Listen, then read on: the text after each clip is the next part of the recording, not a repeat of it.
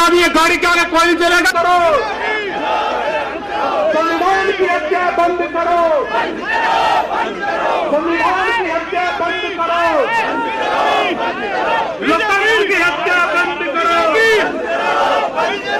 भाजपा वाले होश में आओ, लोकतंत्र की हत्या बंद करो, भाजपा वाले शर्म करो, लोकतंत्र की हत्या बंद करो, संविधान की हत्या बंद करो। अरे भाजपा वाला शर्म करो, शर्म नहीं तो डूब मरो। अरे भाजपा वाला शर्म करो, अरे शर्म नहीं तो डूब मरो। जिन जिन साथियों ने भारत माता की एक गलात, एक गलात। अरे भाजपा वाला होश में आओ, अरे भाजपा वाला शर्म करो, अरे भाजपा वाला होश में आओ, अरे भाजपा वाला होश में आओ, अरे भाजपा वाला होश में आओ। संविधान की हत्या बंद करो, नहीं चलेगी, गुंडागर्दी नहीं चलेगी। होश में आओ, भाजपा वालों होश में आओ, संविधान की हत्या बंद करो, लोकतंत्र की हत्या बंद करो। अरे भाजपा होगा, अरे होश में तुमको नहीं चलेगी, संविधान की हत्या बंद करो, लोकतंत्र की हत्या बंद करो, डूब मरो। रे गुंडागर्दी नहीं चलेगी, रे भाजपा वालों शर्म करो, रे तानाशाही नहीं चलेगी, रे गुंडागर्दी नहीं चलेगी। चढ़ जाओ, रे भाजपा वालों होश में आओ, रे भाजपा वालों होश में आओ, होश में आओ, होश में करो। गाड़ी का भैया भाई, गाड़ी में इस्तेमाल बाबा साहब थोड़ा टेढ़ी करके, राइट साइड में, राइट साइड में, राइट साइड में। गुंडागर्दी नहीं चलेगी, तानाशाही नहीं चलेगी। होश में आओ, होश में आओ, होश में तुमको आना होगा।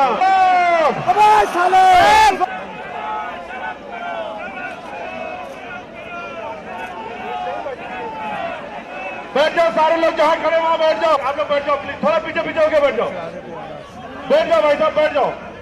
की हत्या बंद करो, लोकतंत्र की हत्या बंद करो, तानाशाही नहीं चलेगी, तानाशाही नहीं चलेगी। संविधान की हत्या बंद करो, लोकतंत्र की हत्या बंद करो। होश में आओ, तानाशाही नहीं चलेगी, गुंडागर्दी नहीं चलेगी। संविधान की हत्या बंद करो, लोकतंत्र भाजपा वालों शर्म करो, चलेगी नहीं चलेगी, गुंडागर्दी नहीं चलेगी। संविधान की हत्या बंद करो, लोकतंत्र की हत्या बंद करो, अरे शर्म करो भाई, शर्म करो, लोकतंत्र की हत्या बंद करो। नहीं चलेगी,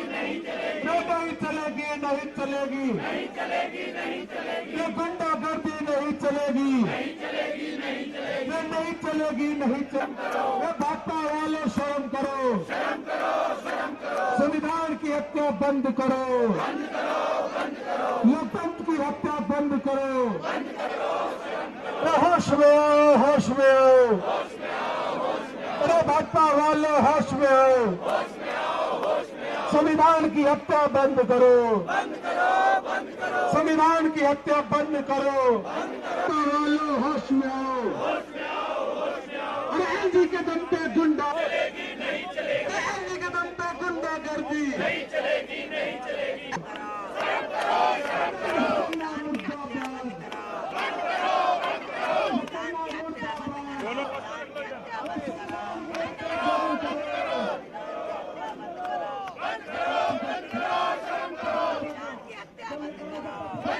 भारतीय जनता पार्टी कितना डरती है। 1 किलोमीटर पहले किला बना दिया, किला, और बैरिकेडिंग के पीछे बैठकर भारतीय जनता पार्टी लोकतंत्र की हत्या कर रही है, हत्या कर रही है। साथियों, पिछले 15 साल से दिल्ली के एमसीडी में भारतीय जनता पार्टी का शासन था। 15 साल बाद दिल्ली की जनता भारतीय जनता पार्टी के भ्रष्टाचार से, भारतीय जनता पार्टी के कुशासन से और भारतीय जनता पार्टी के कूड़े से तंग आकर दिल्ली वालों ने आम आदमी पार्टी की प्रचंड बहुमत से सरकार बनाई है। लेकिन भारतीय जनता पार्टी जो 15 साल से दिल्ली को लूट रही थी, उसके पेट में दर्द होने लगा और एलजी के माध्यम से चोर दरवाजे से फिर से भारतीय जनता पार्टी एमसीडी में जाना चाहती है। लोकतंत्र की हत्या करके, संविधान की हत्या करके, संविधान की धज्जियों को फाड़ के, संविधान को ताक पर रख के एलजी साहब दिल्ली के अंदर शासन चलाना चाहते हैं, जो हम कतई नहीं होने देंगे। हम आज भारतीय जनता पार्टी को ये बताना चाहते हैं कि आम आदमी पार्टी है, ये अरविंद केजरीवाल के सिपाही हैं, हम आंदोलन की कोख से निकले हुए लोग हैं, हम अपनी जान दे देंगे पर हिंदुस्तान की मां भारती के ऊपर आने वाली आज और संविधान के ऊपर आने वाला जुल्म बर्दाश्त नहीं करेंगे। तो दोस्तों, आज आपने देखा कि आपके डर से, आपके खौफ से भारतीय जनता पार्टी भीगी बिल्ली की तरह इस किले नुमा महल में बैठी है और 1 किलोमीटर पहले पुलिस लगाकर हम सबको रोकने का प्रयास कर रही है। पर आज हम यहाँ कहना चाहते हैं कि ये पुलिस, ये तानाशाही, ये गुंडई कांग्रेस की भी नहीं चली थी। आज नाम लेने वाला कोई नहीं तो तुम किस खेत की मूली हो। दोस्तों, हमारे बीच में मेयर पद की प्रत्याशी डॉक्टर शैली ओबराय जी हैं। मैं उनसे अनुरोध करूंगा इस मौके पर अपने 2 शब्द कहें। डॉक्टर शैली ओबराय, जोरदार तालियों। यहाँ पर आए हुए सभी विधायक और पार्षद, आप सबका बहुत बहुत धन्यवाद जो आज आप सब यहाँ आए और हम सब ने दिखा दिया एलजी साहब को कि हम सब एक सच की लड़ाई लड़ रहे हैं। जो 6 जनवरी को सदन में हुआ, जो पीठासीन अधिकारी चुना गया, वो गैर कानूनी तरीके से चुना गया और उसके बाद जो 10 मनोनीत पार्षद भी चुने गए, वो भी अनकॉन्स्टिट्यूशनल तरीके से चुने गए। और उस दिन वहाँ पर कोशिश की गई कि जो 10 मनोनीत पार्षद हैं, उनको पहले शपथ दिलवाई जाए, जो आज तक के इतिहास में कभी नहीं हुआ। हमेशा से इलेक्टेड काउंसलर्स जो दिल्ली द्वारा चुने गए पार्षद हैं, वोटिंग के माध्यम से हमेशा से उन्हीं की शपथ पहले रही है। तो उस दिन एक साजिश रची गई कि जो 10 मनोनीत पार्षद हैं, उनको वोटिंग राइट दी जाए, जो संविधान के खिलाफ है और जो दिल्ली म्युनिसिपल कॉर्पोरेशन एक्ट के खिलाफ है। उस एक्ट और कॉन्स्टिट्यूशन में जितने भी मनोनीत पार्षद हैं, उनको वोटिंग राइट, वोटिंग के अधिकार कभी नहीं दिए गए। तो हम सब जब संविधान की धज्जियां उड़ाई जाएंगी, जब संविधान की हत्या की जाएगी, तो तब तक हम अपनी लड़ाई लड़ते रहेंगे, अपने इस संघर्ष को जारी रखेंगे। हम ये एलजी साहब से कहना चाहते हैं कि वो एक संवैधानिक कुर्सी पर बैठे हैं। संविधान की रक्षा करना उनका पहला धर्म है, संविधान का सम्मान करना उनकी पहली जिम्मेदारी बनती है। तो हम सब अपने इस संघर्ष को तब तक जारी रखेंगे जब तक एलजी साहब एक ऑफिशियल स्टेटमेंट नहीं दे देते कि जो 10 मनोनीत पार्षद हैं, उनको कोई भी वोटिंग राइट नहीं दिया जाएगा। भारत माता की, भारत माता की जय हिंद, जय भारत। इनकलाब। साथियों, जितने भी भाई बहन आज सुबह सुबह कोहरे में इस लड़ाई में शामिल हुए हैं, उन सब लोगों को धन्यवाद कि आप लोगों ने आज समय निकाला। इतनी ठंड में आप सब लोग यहाँ पे इकट्ठा हुए। बार बार सवाल उठ रहा है कि बेईमानी कौन कर रहा है।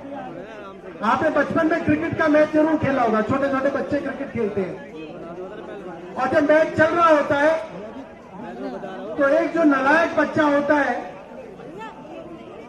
ओवर में 6 बॉल हो गई तो भी कहता नहीं एक रह गई, अभी कौन चाहिए, करता नहीं करता है।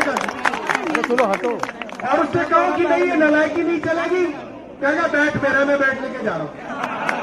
देखा आपने नहीं देखा?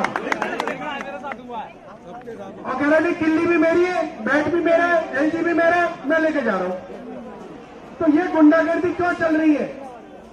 क्योंकि एलजी साहब, जिनको इस मैच का एम्पायर होना था, जिनको ईमानदारी से न्यूट्रल रहना था, वो बेईमान टीम के साथ जाके मिल गए। मिले या नहीं मिले?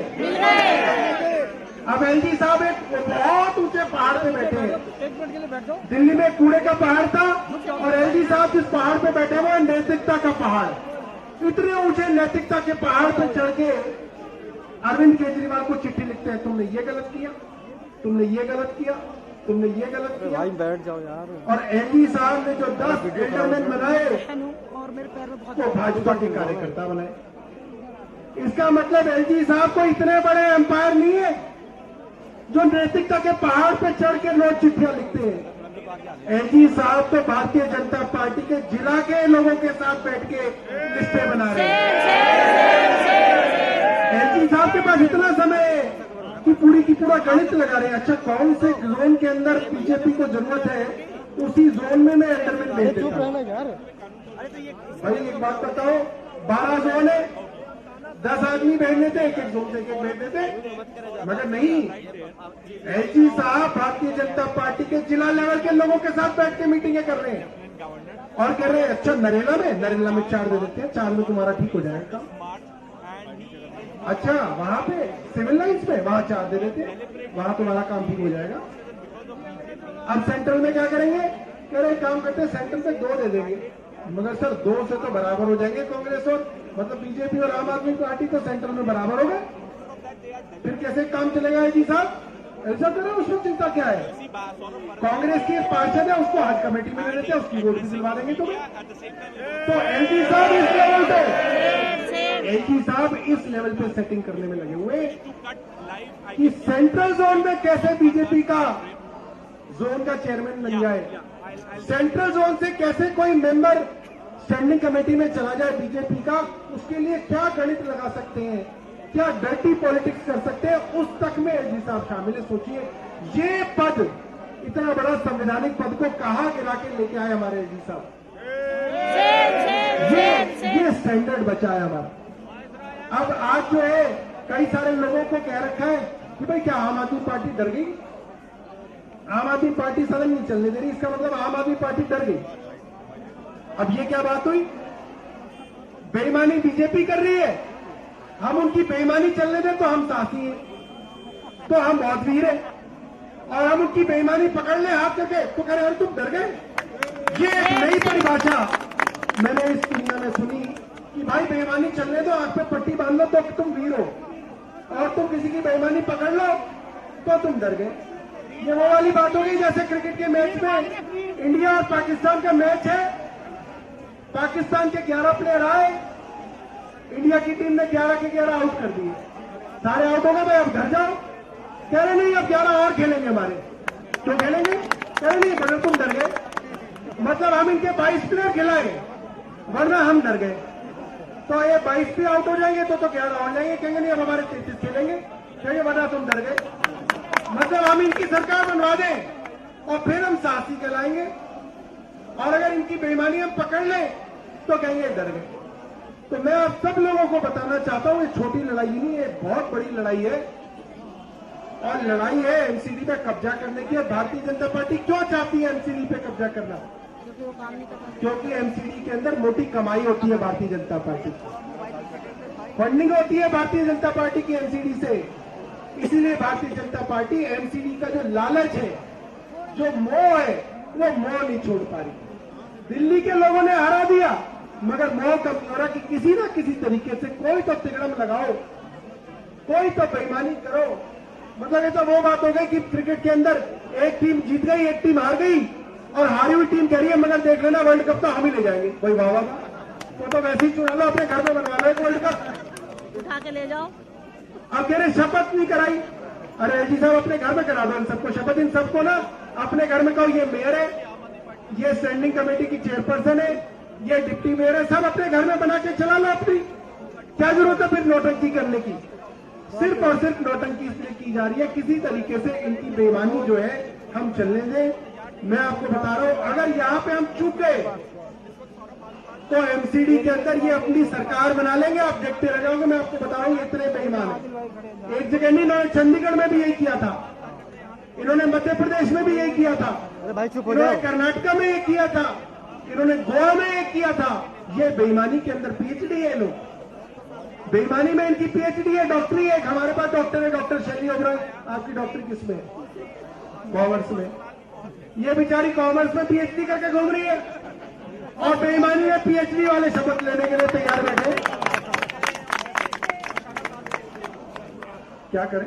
साथ में निशाना। अब देखिए, सदन के अंदर मेजॉरिटी हमारी, मैंडेट हमारा, मेयर हमारी बनेगी, स्टैंडिंग कमेटी हमारी बनेगी, सरकार हमारी बनेगी, तो बेईमानी कौन करेगा? बीजेपी करेगी ना। हम क्यों करेंगे बेईमानी? हमें तो मैंडेट मिला। बेईमानी वो करेगा जिसको कुछ नहीं मिला, जिसको जनता ने कुछ नहीं दिया। इसलिए बीजेपी बेईमानी करके सरकार बनाना चाहती है, हम उनकी बेईमानी नहीं चलेंगे। तो मैं आपको ये बता रहा था, ये लड़ाई छोटी नहीं है। बेईमानी के अंदर पीएचडी है भारतीय जनता पार्टी के पास। अगर सावधानी हटी, ये है तो सावधानी को हटने नहीं देना है, और दुर्घटना को घटने नहीं देना है। और आपने थोड़ी सी भी सावधानी हटाई, ये सब लोगों की शपथ करा लेंगे, मैं आपको बता रहा हूं। और फिर आप हाई कोर्ट, सुप्रीम कोर्ट लड़ते रहना, वहां कुछ नहीं मिलने वाला। वहां एक ही चीज मिलती है, तारीख पे तारीख, तारीख पे तारीख, तारीख पे तारीख। और ये वहां पे एमसीडी के अंदर बेशर्मों की तरह बैठ जाएंगे। ये तो जज भी खरीद लेते हैं। अब मुझे नहीं पता है क्या क्या मैं नहीं बताऊंगा, मगर कोर्ट पे सिर्फ क्या मिलेगी? और देखो दिल्ली में भी इन्होंने यही कर रखा है। सरकार हमारी, मैंडेट हमारा, लोग हमारे साथ, मगर जबरदस्ती धक्काशाही चला रहे हैं, और हम लड़ रहे हैं कि कोर्ट के अंदर केस पे केस, केस पे केस। तो हमें उस चक्कर में नहीं पड़ना है। हमारे साथ मैंडेट है, और लोगों को बताना है। मैंने पिछली बार भी कहा था, सब लोग अपने अपने फेसबुक पे लाइव करो, वीडियो बनाओ, व्हाट्सएप पे वीडियो डालो कि बीजेपी किस तरीके से बेईमानी करके जो है यहाँ पे सरकार बनाना चाहती है। और देखो, ये अपनी बेईमानी को छुपाने के लिए बार बार धरना दे रहे हैं। इनको कोई लेना देना नहीं है इनको धरना से, इनको संविधान से क्या लेना देना। इनके लोग तो संविधान को रोज गालियां देते हैं, ये तो रोज व्हाट्सएप पे लिखते हैं कि संविधान को बदल देना चाहिए। आज ये संविधान के लिए जो है बाबा साहेब क्या पहुंचे, सिर्फ और सिर्फ लोगों को धोखा देने के लिए कर रहे हैं। हम लोगों को धोखे में नहीं आना है, चौकन्ना रहना है। और मैं आपको बता रहा हूं, कुछ लोग एक बार मुझे सुबह सुबह कह रहे थे कि भाई सुबह सुबह क्यों बुला लिया धरने पे। भाई साहब सुबह सुबह ही आना पड़ेगा ठंड में। और जो आदमी ये सोच रहा है कि भाई अपना घर में सो, तो फिर 5 साल सोते रह जाओगे। बुलाएंगे नहीं है तो चाहते हैं तुम सो जाओ, ये चाहते हैं कि तुम घर जाओ, सो जाओ, मगर चौकन्ना रहना है। और आदिल भाई जो है अब जोर से नारा लगाएंगे, फिर आदिल भाई अपनी बात आपके बीच में रखेंगे।